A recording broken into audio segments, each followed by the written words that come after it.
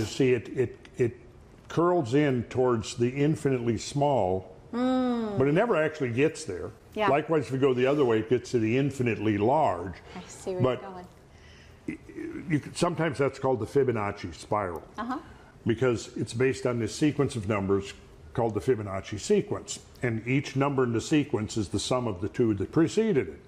And so it would start out 0, 1, 1, 2, 3, 5, 8, 13, 21, 34, 55, 144, and it goes, 144, and it goes like that. Now, what happens though, if you take the successive ratios of each pair in that, if you take 8 over 5, and then 13 over 8, and then 21 over 13, 34 over 21, etc., and you take the value of that ratio, what you'll see is that it's honing in on the golden number as a limit, but it never gets there.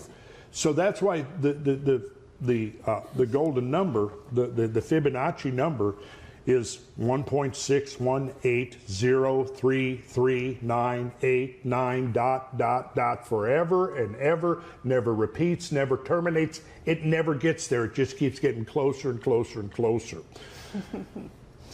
But I guess my point is that it's kind of the same thing with this concept. If you can take, let's say, the larger the numbers, the larger the numerical integers that whose successive ratios you're calculating, the closer you get to the limit, which is the golden number.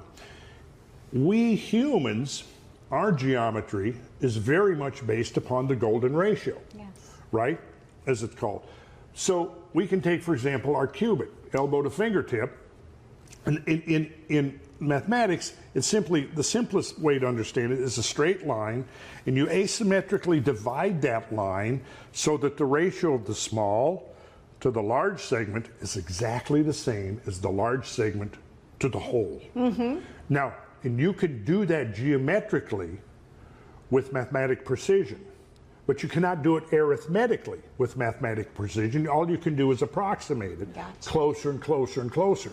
Now, if we take our cubit, which is elbow to fingertip, and we want to divide, that's the cubit. Let's say in my sacred geometry classes, I do this. I have each person put their cubit, their forearm down on their drawing pad, mark the end of their middle finger and their elbow, and then determine there's a space, Susan, if you feel on your wrist, or you can, let me see, I'll find.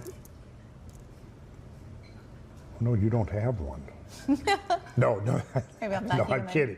It's in there somewhere. There it is, right there.